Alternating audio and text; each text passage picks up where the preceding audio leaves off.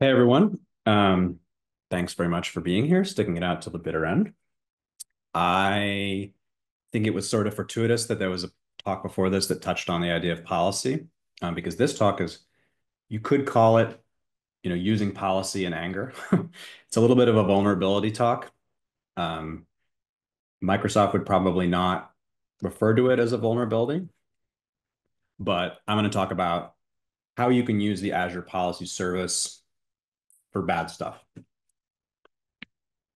Um, okay, quick agenda. I'm going to talk about what the Azure Policy Service is, and then I'm going to talk about abusing what's called an effect, and then I'm going to talk about scenarios that allow you to effectively escalate your privileges. Okay.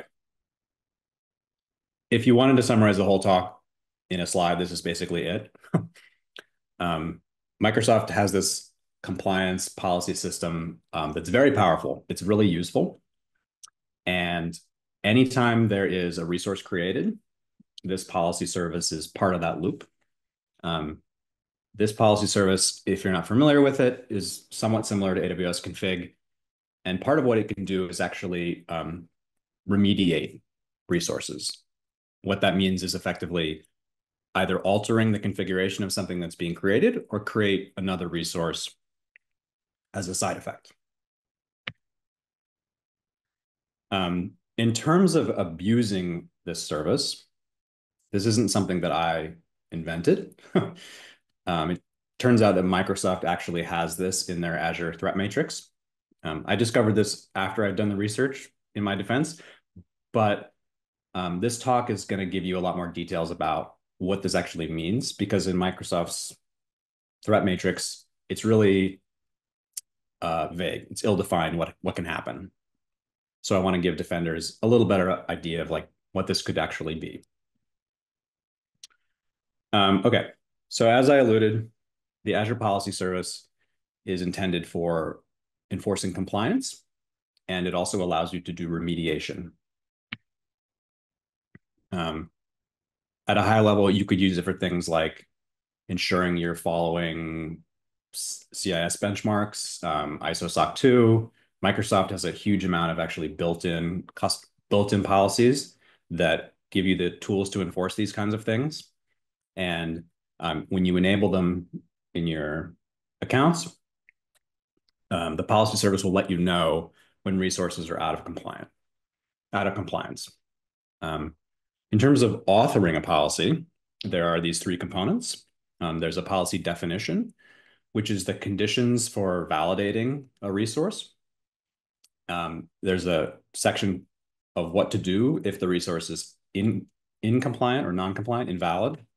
Um, and then once you have a policy definition created, you need to actually assign it, which basically makes it active in a scope. A scope, if you're not familiar with it in Azure, is basically like a subset of your overall resources. The scope can be everything, or it can be smaller than that.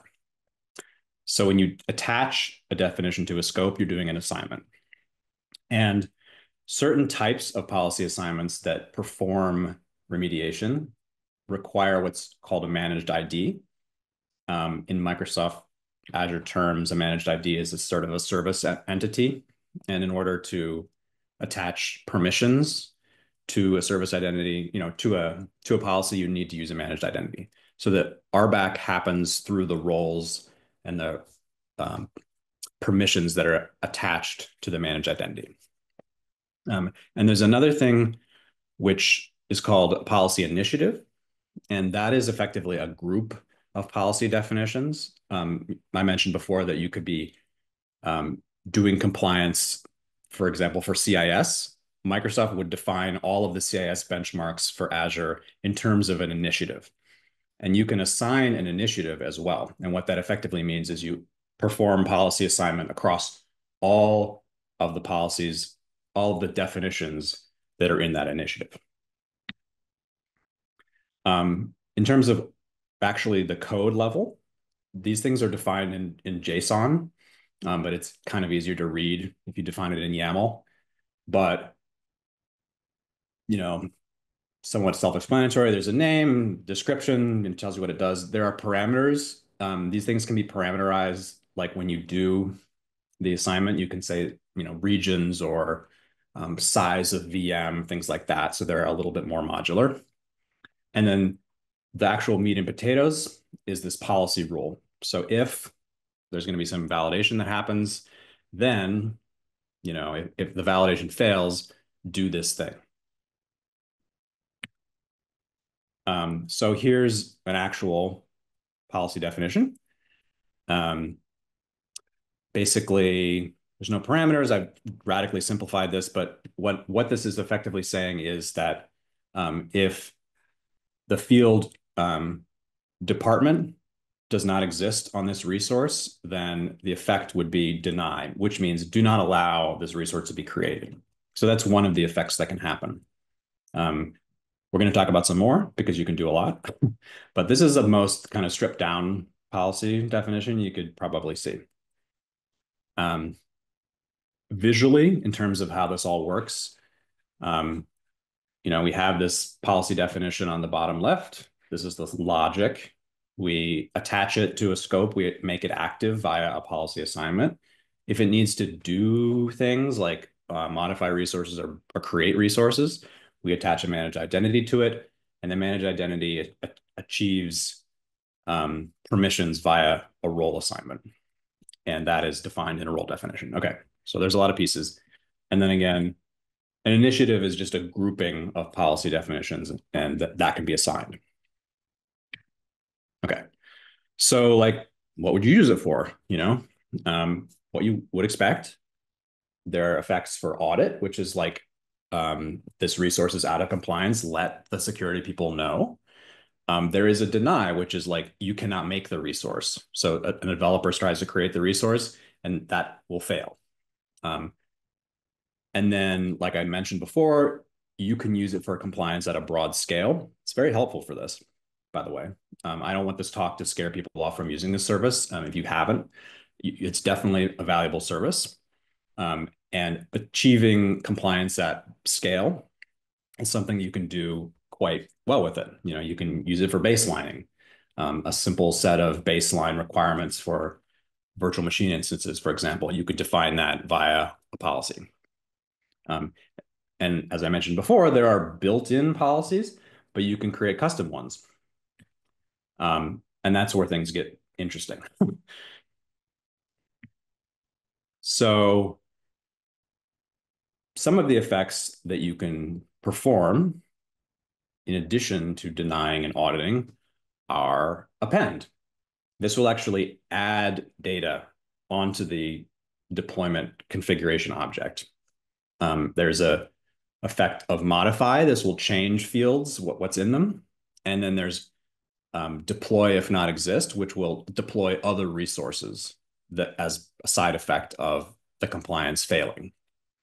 And then you can actually, if given the right set of permissions, you can alter definitions that are already defined and assigned. And that's the key there. When they're already assigned, you can alter them to do things that their initial assigners did not intend. So, effects, what could you do with them? You could assign SSH keys onto VMs that weren't there when the developer deployed the thing. You could open up ACLs. You can create backdoored VMs. I'll show you what that looks like. You can assign roles as a side effect.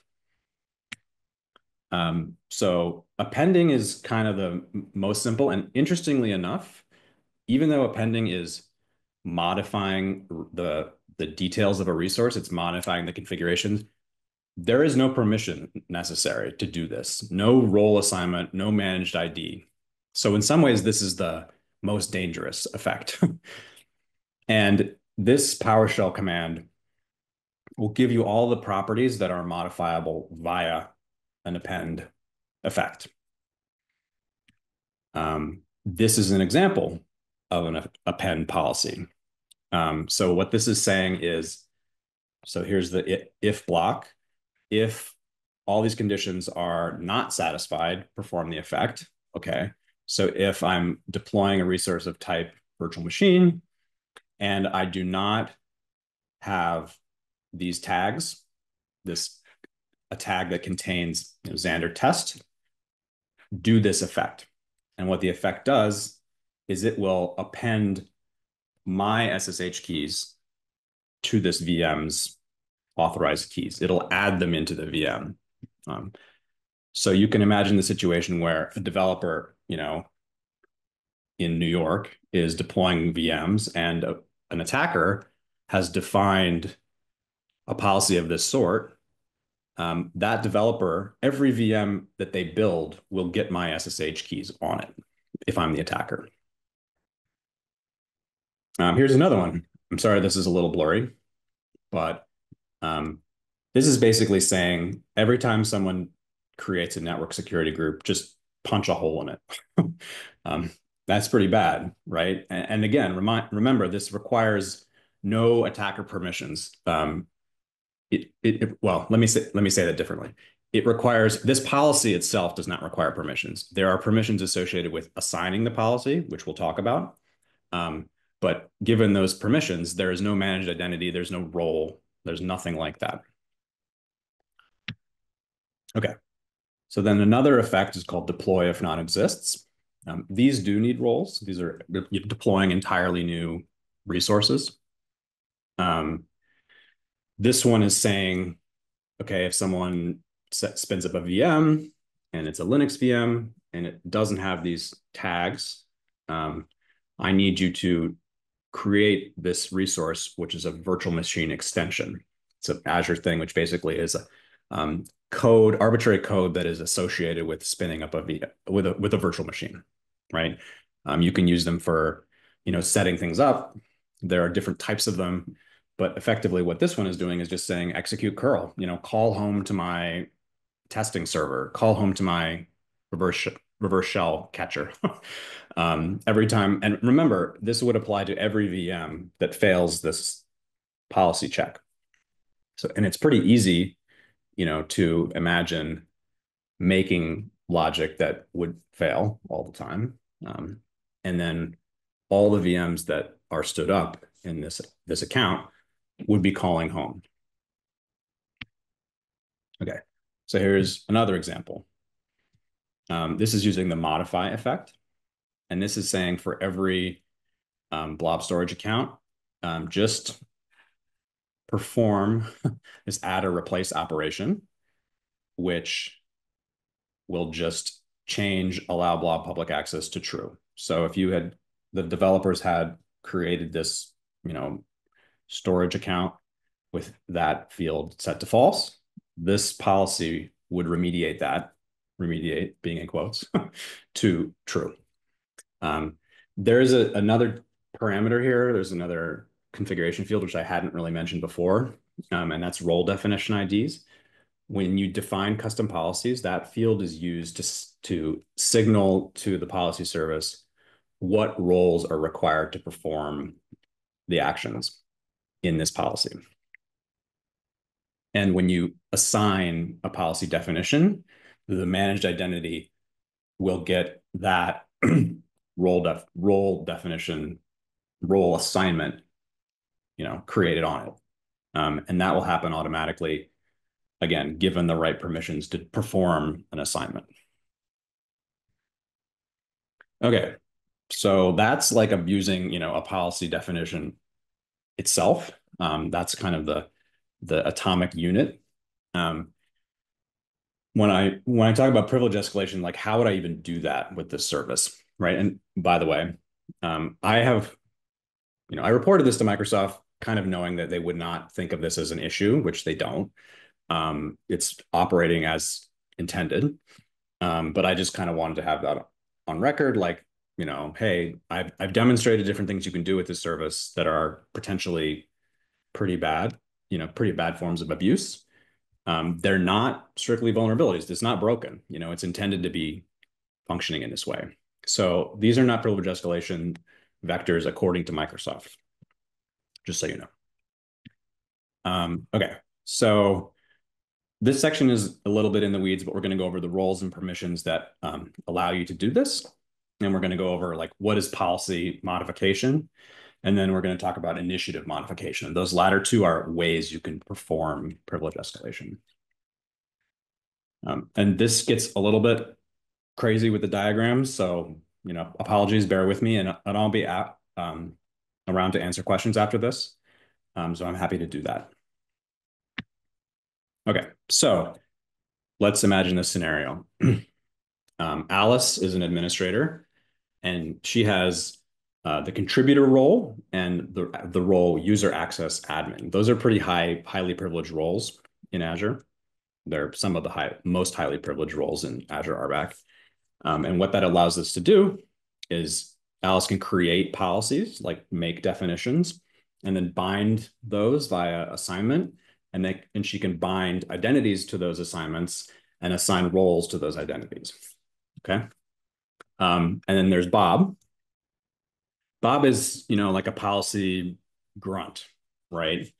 He's allowed to modify policies, but they don't really trust him to assign roles, right? Now, imagine that Bob gets phished. Someone gets a hold of Bob's creds, is able to use Bob's account. In that case, Bob is actually effectively able to use the permissions that Alice gave to a policy himself. So we're going to follow left to right here, top down. Alice creates a policy definition. She creates a policy assignment from that definition. That policy assignment is given them a managed identity that has the contributor role. And, it's linked via that managed identity to that role. What Bob is able to do, if he alters the underlying definition, is effectively alter the policy as assigned. This was somewhat surprising to me. Like I would think that the policy assignment would make a copy of the policy, for example. It would be sort of as applied, but it's really a pointer, as it were, to the underlying definition. So if the definition changes, and there's no versioning on these things, by the way. So if the definition changes underneath the hood, it changes the assignment. Now, initiatives are where this gets really interesting. So following from the top, imagine Alice creates a policy initiative. She assigns it. And a policy initiative is a set of policy definitions. So there's a handful, of org-specific controls that you want. It needs to do some remediation, this initiative. So Alice assigns a managed identity that has a role. Now, initially, the policy the initiative includes policy 1, policy 2.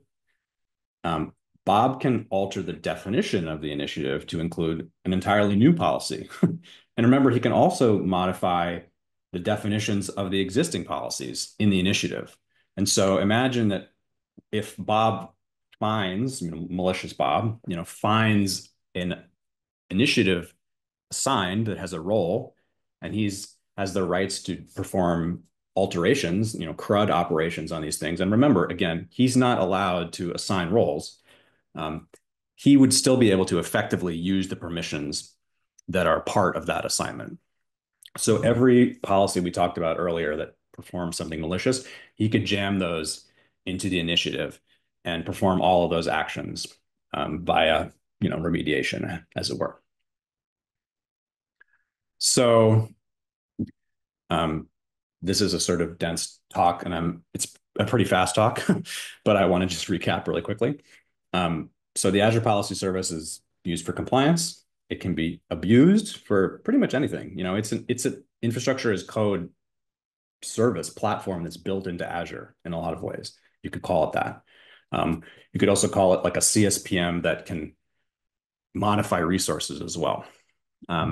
So you can, do that for abuse, and then, you can use it to escalate your privileges should you find the ability to modify policy definitions. So that's the service itself and the abuse part. This is a sort of coda that I want to mention, um, because my job is normally detection engineering, and at Datadog, what that means is I write rules for our CSPM product, and most of that is compliance rules. For example, you know, um, compliance, we look for cloud misconfigurations, vulnerabilities, that sort of thing. And I don't typically do security research of this sort, but Nick Frechette, who I'm lucky enough to work with at Datadog, organized a sort of hacking week, and his advice initially was like, just understand the service itself. And my impression going into this was vulnerability research was really hard. It was really this crazy domain of super pen testing experts, et cetera. That's not my background. I came from development. Um, but Nick really stressed to me that, understanding the service by doing things like reading the docs, and then, sort of flipping the coin on its head a little bit and saying, how could I get this thing to do stuff that is not it's not intended to do, because in this case this is functioning as intended, but it isn't something you would necessarily expect. It's not, and it's a call. I'm calling it abuse for that reason. It's not taking advantage of a vulnerability. It's taking advantage of intended functionality, but just to do something malicious. Um, so I'm a little bit out of date on my memes here. When I originally made this deck, the Olympics had just happened. But it turns out that reading the docs can get you pretty far when it comes to cloud vulnerability research. And I hope that you can, take some encouragement from that. Doing this research was a long process. Initially I started with a week, but I really tinkered with it for a long time. And I was lucky enough to have, the time to do that. But it took me, a while. But ultimately, you know, understanding the service and reading the documentation unlocked this sort of research for me. So that's it. Um, that's the talk. Thanks everyone for listening, and I'm here to answer questions.